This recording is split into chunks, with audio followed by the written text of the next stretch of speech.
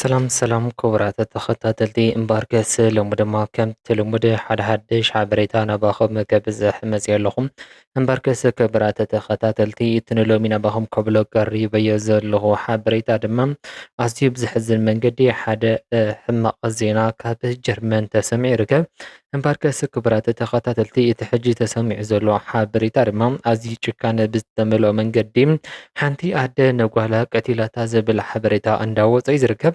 እዛ ሓበሬታ ጥራሕ ከይኾነ ግን ዝተረጋገፀ እንትኸውን ፖሊስ ጀርመን ድማ እዚ ጉዳይ ብኸመይ ኩነታት ከም ዝተፈፀመ ብፍላይ ድማ እታ ተጠርጣሪት ዝበላ ቀታሊት ኣብ ቀይዲ ኣትዩ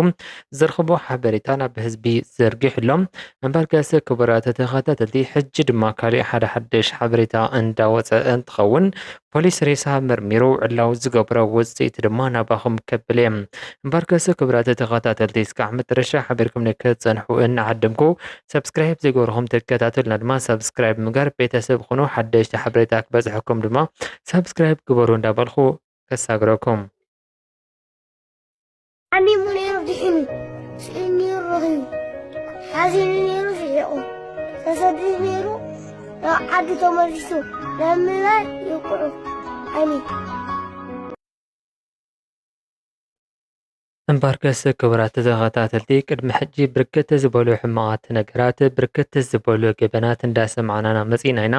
እምበር ገስ ክቡራት ተኸታተልቲ እቲ ሕጂ ተሰሚዑ ዘሎ ዜና ግን ካብቶም ቅድሚ ሕጂ ተሰምዑ ኣዝዩ ብዝሕዝን መንገዲ ንክትሰምዖ ንክትኣምኖ ዝኸብድ እሞ ድማ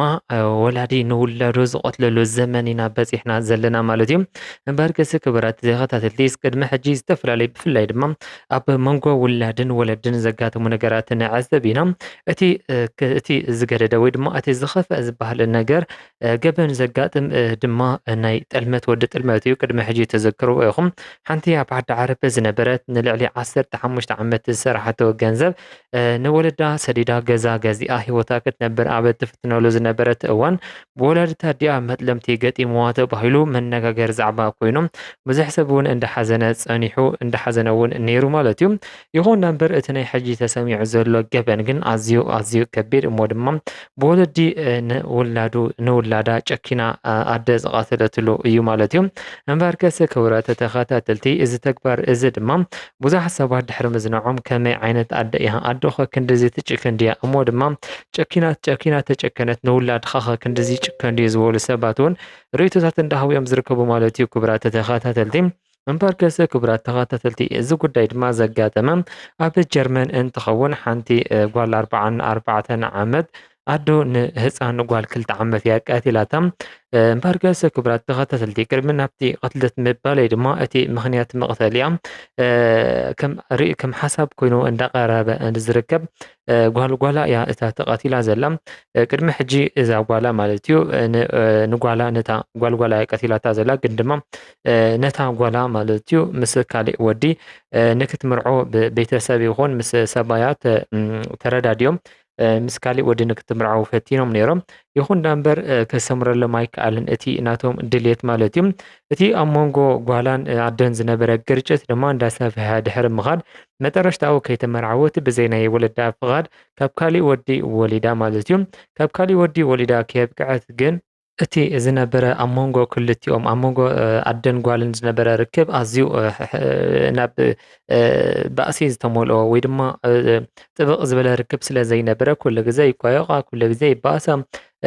ስለ ዝነበረ እቲ ኣብ መንጎ ዝነበረ ርክብ ኣዝዩ ሓርፋፊ ነይሩ። እምበር ገስ ብፍላይ ድማ እታ ወላዲት ኣደ ጨኪና ትፀርፋ በዓለገ ኣመንዝራ እንዳበለትን ጓላ ትፀርፋ ስለ ዝነበረት ኣዝያ ናይ ስነ ልቦና ማህሰይቲ እውን ትገብር ከም ዝነበረት ሕማቕ ይስምዓ ከም ዝነበረ ድሕሪኡ ድማ ምስቲ ካብቲ ዝወለደትሉ ወዲ ምስ ተላለዩ እውን ምስቲ ሰብኣያ ማለት እውን ምስቲ ዝወለደላ ነታ ጓላ ማለት እዩ ፅቡቕ ርድድእ ይኹን ፅቡቕ ርክብ ከም ዘይነበሮም እዩ እዚ ሓበሬታ ዘመላኽት። እምበር ገስ ክቡራት ተኸታተልቲ እዚ ጥራሕ ግን ኣይኮነን። ብፍላይ ድማ ኣብ መንጎ ክልቲአን ኣብ መንጎ ኣደን ጓልን ዝነበረ ርክብ ኣዝዩ ናብ ዘይምለሰሉ ኩነታት ምስ ሰገረ ብፍላይ ድማ ምስቲ መርዓ ተታሒዙ ምስቲ ቃል ኣትዋትሉ ዝነበረት ቅድሚ ሕጂ ክትምርዖ ተሓሲቡላ ዝነበረ ወዲ ክትረዳዳእ ስለ ዘይከኣለት ነታ ዝወለደታ ህፃን ጓል 2 ዓመት ምስ ኮነት ገዲፋታ እያ ከይዳ ብፍላይ ድማ ናብ ካሊእ ኤውሮፓ ሃገር እያ ሰጊራ ኣብ ጀርመን እያ ትነብር እታ ዓዶ ማለት እዩ ንጓል 2 ዓመት ህፃን ቆልዓ ገዲፋትላ ምስ ከደት ድማ ኣትሊስት ጓልጓላ እያ ጓልጓላ ማለት ድማ ጓላ እያ ጓላ ማለት ድማ ስጋ እያ ንስጋ ክትጭክና ኣይትኽእልን ክትሓልያ ኣይትኽእልን ኢላ እያ ገዲፋታ ከይዳ ነይራ ማለት እዩ እምበር ከስ ክብራት ተኸታተልቲ ድሕርቲ ናይ ጓላ ምጥፋእ ድማ ድሃያ እውን ኣጥፍያ ስለ ዝነበረት ምስ በዓል ምስቲ ዝወለደላ እያ ትራኸብ ነይራ ምስ ኣቦኣ እንዳተራኸቡ ድማ ይዕልሉ ዋላ እኳ ሓርፋፍ ተኾነ እቲ ዕላሎም ግን ድማ ኦልሬዲ ደሓን ዝበሃል ርክብ ጀሚሮም ወሊዱ ስለ ዝኾነ ኦልሬዲ ሓደ ግዜ እውን ስለ ዝወለደ ቤተሰብ ኮይኖም እዮም እንዳተራኸቡ ይዕልሉ ጓሉ እውን እንዳረኣየ ሓንሳብ ግን ድማ እቲ ወዲ ዝነበሮ ፀባይ ሕማቕ ፀባይ ነይርዎ እያ ትብል እታ ኣዶ እታ ቀታሊት ተባሂላ ተኸሲሳ ዘላ ሕማቕ ፀባይ ስለ ዝነበሮ ተደጋጋሚ ይሕርቃ ነይሩ ተደጋጋሚ ንከይሕገዛ እውን ናይ ሓገዝ መንፈስ ኣየርእን ነይሩ እዚ ጥራሕ ከይኣክል ግን ዝተፈላለዩ ሕማቓት ነገራት ደጋጊሙ ይገብር ስለ ዝነበረ ኣዝያ እያ ትፀልኦ ነይራ ቅድሚ ሕጂ እውን ብዘይ ፈቓዳ ምስ ጓላ ስለ ዝወለደ ካብ ብተወሳኺ ድሒሩ እውን እቲ ፀባዩ ምስኣ ክሰማማዕ ስለ ዘይከኣለ ናብ ከቢድ ፅልኣት ኣትያ ማለት እዩ እምበር ከስ ክቡራት ተኸታተልቲ እዚ ወዲ እዚ ምክንያት ድማ እዩ ነዛ ኣዶ እዚኣ ጨኪና ንጓላ ክትቐትል ዝገበራ ጓላ ዝብል ዘለኹ ጓላ ማለት እዩ ጨኪና ክትቐትል ዝገበራ ምክንያት ድማ እዚ ከም ዝኾነ እዮም ዝዛረቡ ዘለዉ እምበር ከስ ክቡራት ተኸታተልቲ ብፍላይ ድማ እዚ ቅልጠት ዝተፈፀመሉ ኣብ መኪና እንትኸውን እዛ ህፃን ጓል 2 ዓመት ድማ ኣብ መኪና ምስ መተት ንፖሊስ ባዕላያ ሓቢራ እታ ኣዶ ደው ኢላ ፖሊስ ጓለይ ሜታትኒ ኢላ ምስ ሓበረት ፖሊስ ድማ ብምንታይ ምክንያት መይታ ኢሉ ምስ ሓተትዋ ንሳ ዝሃበቶ መልሲ ነቲ ናይ መኪና ዝነበረ ዋዒ ነቲ መኪና ዝነበረ ምቕዋት ብኡ ምክንያት እዩ እያ ትኸውን እዚ መሞትያ ምክንያት ክትብል እያ ተዛሪባ ፖሊስቲ ናይቲ ከባቢ ዝነበሩ ፖሊሳት ግን እቲ ጉዳይ ከኣምንዋ ወይ ድማ ክቕበልዋ ስለ ዘይከኣሉ ሙሉእ መርመራ ክገብሩ ፈቲኖም ወይ ድማ ደልዮም መርመራ ድማ ገቢሮም ማለት እዩ እምበር ከስ ክቡራት ተኸታተልቲ ድሕሪት መርመራ ዝተረኸበ ግን ኮነ ተባሂሉ ብሰብ ከም ዝተቐተለት ተረጋጊፁ ብፍላይ ድማ ኣብዚ ሕጂ እዋን ፖሊስ ጀርመን ሬሳ ምርመራ ገቢሩ ኮነ ኢሉ ብሰብ ከም ዝተቐተለት ምስ ኣረጋገፀ ነታ ኣዶ እናሓጓ ማለት እዩ ኣብ ከይዲ እቲዋ ድሕሪ ኣብ ከይዲ ምእታው ድማ እቲ ኣቦ ዝተባሃለ ወዲ ናብ ፖሊስ ሂቦ ከይዱ ቃሉ ሂቦ ዝብል ሓበሬታ እውን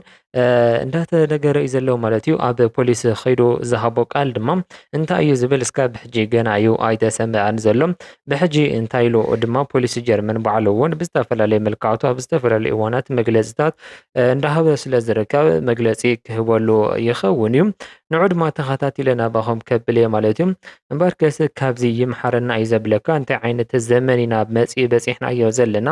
እሞ ድማ ውላድካ ዝኣክል ጨኪኑ ዘቐትል እንታይ ዓይነት ሕማቕ ዘመን ክወዲቕና ወይ ድማ በፂሕና ከም ዘለና ዘርእየካ ተግባር እዩ ማለት እዩ ምንም ክግበር ኣይከኣልን ካብ ኮነ ነዛ ህፃን ቆልዓ ፈጣሪ እውን ምንም ዘይትፈልጥ ኣብዘይኣበዝኣ ብናይ ሰብ ጥፍኣት ሂወታ ስኢና ዘላ ብየማና ኢዱ ከም ዝቕበላ እምነትና እዩ ህፃን ቆልዓ እውን ምንም በደል ዘይብላ ብናይ ሰብ ጥፍኣት እያ ሂወታ ስኢና ዘላ ምንም ክግበር ኣይከኣልን እቲ ንሎም ዝነበረን መደብ ኣነ ዝወዲእ ኣለኹ እስካብ ብሕጂ ዝሃተልኩም እንዳመስገንኹም ሰስና ይኹሉ ንዓኹም